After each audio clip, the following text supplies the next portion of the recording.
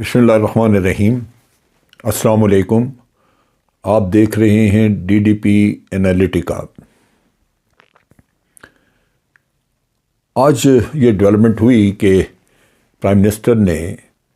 I S I کو notify کیا ہے ایک ایجنسی کے طور پہ، اور یہ ہمارے کیبنٹ ڈویژن نے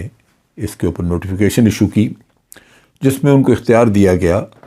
کہ تمام وہ public office holders, government officers وغیرہ جو اہم عہدوں پہ بیٹھتے ہیں، ان کی ٹرانسفرز، پوسٹنگ یا ان کو امپلائی کرنے کے وقت ان کی جو کلیئرنس ہے وہ ویٹ کرے گی آئی ایس آئی۔ یعنی آئی ایس آئی ان کی ایک لحاظ سے سیکورٹی کلیئرنس کر کے دے گی مختلف اینگل سے، اور وہ پھر ان کو انڈکٹ کیا جائے گا۔ یہ نوٹیفیکیشن دے دی گئی، اور اس کے بعد اب یہ سلسلہ شروع ہوگا کہ آئندہ جتنی بھی انڈکشنز ہوں گی یا بعض سینسٹیو جگہوں پہ لوگ جو امپلائی کیے جائیں گے ان کے بارے میں یہ دیکھا جائے گا، آئی ایس آئی ان کی کلیئرنس دے گی۔ اس سے پہلے آپ کو یاد ہوگا کہ ذوالفقار علی بھٹو کے وقت میں آئی ایس آئی کو ایک پولیٹیکل سیل کھولنے کے لیے کہا گیا تھا،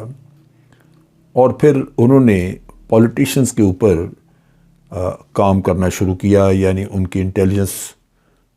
ورکنگ شروع کی، اور وہ انٹیلیجنس انفارمیشنز وغیرہ پرائم منسٹر کو وہ مہیا کرتے تھے۔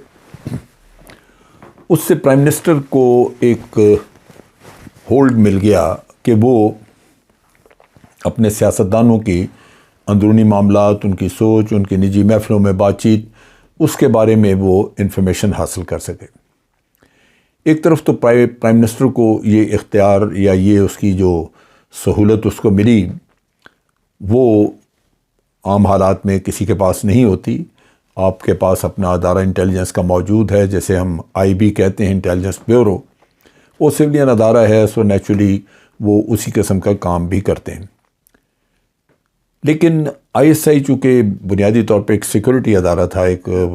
آرمی یا فورسز کا ادارہ ہے، تو جب اس سے کسی سیاستدان کو شکایت ہوتی ہے تو وہ اپنی شکایت اور اپنے ناراضگی کا ملبہ، تمام ملبہ، وہ افواج پاکستان پہ ڈال دیتا، اور یہ ہوتا رہا۔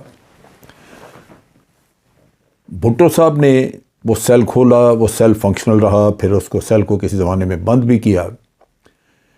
لیکن پھر سیاستدانوں کو یہ شکایت رہی کہ آئی ایس آئی جو ہے اس کا ایک سیاسی رول بن گیا جو نہیں ہونا چاہیے۔ پھر اس میں خاص طور پہ میاں نواز شریف نے بڑے اعتراضات کیے، اور انہوں نے ایک باتیں جو اکثر کرتے تھے، ایک تو سویلین سپریمیسی کی، جو ان کے خیال کے مطابق کس طرح کی وجہ سے یا انٹیلیجنس کی دخل اندازی کی وجہ سے ان کی اپنی سپریمیسی جو ہے وہ افیکٹڈ تھی، اور ان کو اس چیز کا بڑا شکوہ تھا۔ حالانکہ یہ مجھے پتہ ہے کہ کوئی بھی ایسا کام جو نواز شریف خود کرنا چاہتے تھے، باوجود اس کے کہ سیکورٹی کے نقطہ نگاہ سے وہ چیزیں درست نہیں تھیں، ان کو انٹیلیجنس، آئی ایس آئی یا افواج پاکستان کی طرف سے کبھی روکا نہیں گیا۔ وہ پرائم منسٹر تھے، اور ان کو خود اس چیز کے بارے میں سوچنا چاہیے تھا، احتیاط کرنی چاہیے تھی کہ ان کو کیا سٹیپ لینا چاہیے، کیا نہیں لینا چاہیے۔ کئی معاملات میں سیکورٹی کے بارے میں بڑی بے احتیاطی کی گئی، لیکن کہا یہی گیا کہ سویلین سپریمیسی نہیں، انٹیلیجنس ہمیں کام نہیں کرنے دیا۔ سو مچ سو کہ پاناما کے کیس کی انویسٹیگیشن میں جہاں 2 آئی ایس آئی کے یا انٹیلیجنس کے آفیسرز موجود تھے، ان کے اوپر بھی بہت لت و لال ہوئی، بڑا واویلا مچایا گیا، اور پھر اس کے بعد جو کچھ ہوا، میاں صاحب ڈسکوالیفائی ہوئے، ایک بہترین انویسٹیگیشن ہوئی جو آئی ایس آئی وغیرہ کی مدد سے ہی ہوئی، اور بہت اچھے طریقے سے کی گئی، بڑی ایفیشنٹلی کام کیا گیا۔ اور اکثر لوگ کہتے تھے کہ آئی ایس آئی وغیرہ کی یا انٹیلیجنس ایم آئی کی مدد کے بغیر یہ کام ہو نہیں سکتا تھا، یہ 2 سال بھی لگتے تو شاید ناکام ہو سکتا۔ تو یہ قومی خدمت تھی۔ لیکن دوسری طرف نواز شریف صاحب یعنی پی ایم ایل این نے اس کو متنازع بنایا، اور انٹیلیجنس آفیسرز وغیرہ کے اوپر بڑے الزامات عائد کیے، اور پھر جج ارشد ملک کا بھی کیس جو ہے اس کو پولیٹیسائز کیا، اور کہا کہ یہ بھی غالباً انٹیلیجنس کی یا آئی ایس آئی کے پریشر کی وجہ سے ہے کہ میاں صاحب کو سزا دی گئی۔ سو ایک طرف تو آپ یہ کہتے ہیں، دوسری طرف آپ دیکھیے کہ آپ ISI کو خود ایک رول دے رہے ہیں جس کے بارے میں کل آپ خود یا آنے والی حکومت شاید رونا روئے کہ ان کے اپنے اختیار میں نہیں رہا۔ ISI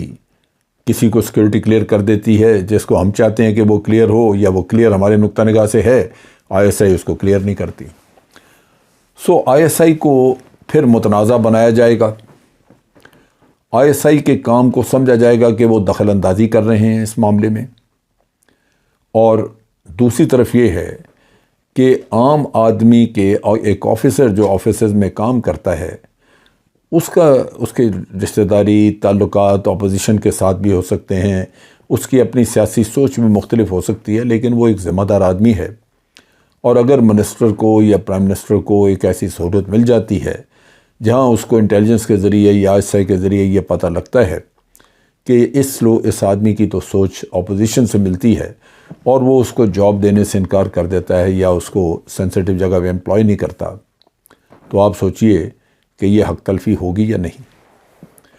سو یہ ایک بڑا عجیب سا قصہ ہے جو انہوں نے کیا آؤٹ آف نتھنگ، اور میں تو چونکہ میرا آرمی سے اور انٹیلیجنس وغیرہ سے تعلق رہا ہے، تو میری تو سوچ اور وفاداریاں ساری وہاں پہ ہوتی ہیں۔ میں ہمیشہ یہ سوچتا ہوں کہ ہمیں فوج کو اور ISI کو تمام ایسی چیزوں سے دور رہنا چاہیے جہاں یہ تنازعات کھڑے ہو سکتے ہیں ان کے لیے، یا یہ کہ سول سائڈ پہ کوئی غلط فہمی پیدا ہوتی ہے اور پھر وہ افواج پاکستان کے اوپر الزام تراشیاں کرتے ہیں۔ یہ چیز نہیں ہونی چاہیے۔ بہرصورت اب چونکہ یہ پرائم منسٹر نے فیصلہ کیا ہے تو میرے نقطہ نگاہ سے تو یہ آئندہ اس سے کچھ نہ کچھ مسائل پیدا ہوں گے۔ سویلین لیڈرشپ ہو سکتا ہے یہ محسوس کرے کہ ان کی اتھارٹی جو ہے وہ لمٹ کر دی گئی ہے یا ان کے اختیار میں وہ چیزیں نہیں ہیں۔ ISI ایک بالکل منصفانہ طریقے سے ان کی سیکورٹی کلیئرنس کرے گی، لیکن سول سائڈ پہ ہو سکتا ہے کہ اس کے بارے میں شکایات پیدا ہوں۔ دوسری طرف جو دوسرا کیس تھا وہ سپریم کورٹ کے اندر ہیئرنگ ہوئی ہے، سوموٹو کیس لیا ہوا تھا، سپریم کورٹ نے بات کی ہوئی تھی اس پہ کہ یہ جو ترمیم کی گئی ہے ECL کے قوانین میں بھی، اور یا اس پہ ترمیم کی گئی ہے نیب کے لاز کے معاملے میں، خاص طور پہ ECL وغیرہ کا قصہ ڈسکس ہوا، اس پہ ان کا خیال تھا کہ یہ یک طرفہ کام کیا گیا۔ منسٹر خود ECL پہ تھے اور وہ فیصلہ بھی کر رہے تھے کہ ECL سے نام کس کا نکالنا ہے۔ پھر وہ ادارے جن کی ریکویسٹ کے اوپر ECL پہ رکھا گیا نام، ان اداروں سے کوئی مشاورت نہیں۔ کیا قوانین جو ہیں ان میں تبدیلیاں صرف اور صرف اپنی سہولت کے لیے کرنی چاہیے کہ جو آپ جرائم کریں ان کو پکڑا نہ جا سکے؟ جو اٹارنی جنرل تھے ان سے جب سوالات کیے گئے تو پہلی بات انہوں نے کہی کہ جناب میرے خیال میں تو ECL وغیرہ کا قصہ ہونا ہی نہیں چاہیے۔ ان کے خیال کے مطابق آئین میں جو حقوق دیے گئے ہیں عام آدمی کے لیے، اس میں تو اس کو آزادی ہے جہاں جی چاہے جائے، وہ باہر کے ملک میں چلا جائے، اپنے ملک میں پھرے۔ لیکن انہوں نے یہ نہیں بتایا کہ اگر اس شخص کی ضرورت ہو تحقیقات کے لیے نیب کو، یا اس شخص کے اوپر الزامات ہو جس طرح کے اسحاق ڈار پہ تھے اور عدالتیں ان کو چاہ رہی ہیں، اور وہ اپنی اٹارنی جنرل کی بتائی ہوئی شخصی آزادی کے تحت یہاں سے مفرور ہوئے، تو قانون کا کون مددگار ہوگا؟ قانون کیسے کام کرے گا؟ اگر سارے اتنے ہی نیک طبع لوگ تھے تو پھر تو کوئی مسئلہ نہیں ہونا چاہیے تھا۔ سو اس لحاظ سے اگر ہم دیکھیں تو قوانین میں تو اس طرح تبدیلی نہیں ہو سکتی۔ آج کی کیبنٹ جو ہے وہ اکثر لوگ یا تو ECL پہ تھے یا وہ ضمانتوں پہ تھے، اور ضمانت میں بہرصورت ان کی حاضری عدالت میں ہونی چاہیے، لیکن آپ دیکھیے کہ ECL سے بیٹھ کے خود ہی نام نکال دیے۔ یہ سوال ہمارے جج حضرات نے کیا، پھر انہوں نے پوچھا کہ اس کے لیے کوئی سیٹ آف رولز موجود ہے جس کے تحت آپ یہ کام کرتے ہیں؟ تو انہوں نے کہا کہ وہ تو جو ہماری فیڈرل گورنمنٹ ہے اس کے اختیار میں ہے کہ جو رول بنانا چاہیں بنا لیں، جس کو بدلنا چاہیں بدل دیں۔ دوسرے لفظوں میں وہی بات کہ جب ریاست کا حکمران خود جرائم میں ملوث ہو تو وہ قوانین بھی ایسے بنائے گا جس سے کہ وہ پکڑا نہ جا سکے۔ تو اس لحاظ سے اگر ہم دیکھیں تو جو بات میں ہمیشہ کہتا ہوں کہ کرپٹ مافیا ریاست سے زیادہ مضبوط ہے۔ کرپٹ مافیا اپنی مرضی کے قوانین بنا سکتی ہے، سب کو ECL سے نکال دے، جو جی چاہے کر لیں۔ پھر وہ کیسے، جب قانون وائلیٹ ہی نہیں ہوا تو آپ اس پہ ہاتھ کیسے ڈالیں گے؟ کیونکہ اس نے تو قانون اپنی مرضی کے بنا لیے۔ تو یہ وہ دکھ ہے، یہ وہ رونا ہے جو کہ اس ملک کو ایک روگ لگا ہوا ہے،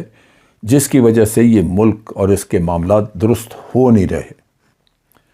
کیونکہ نظام سارے کا سارا کرپٹ لوگوں کے ہاتھ میں ہے۔ اللہ تعالیٰ اس ملک کی حفاظت کرے اور ہمیں ایسے لوگوں کے شر سے محفوظ رکھے تاکہ وطن عزیز ترقی بھی کر سکے اور یہاں کے عوام اچھے اور سکھ کے دن دیکھ سکیں۔ آج کے لیے اتنا ہی۔ افواج پاکستان زندہ باد، پاکستان پائندہ باد۔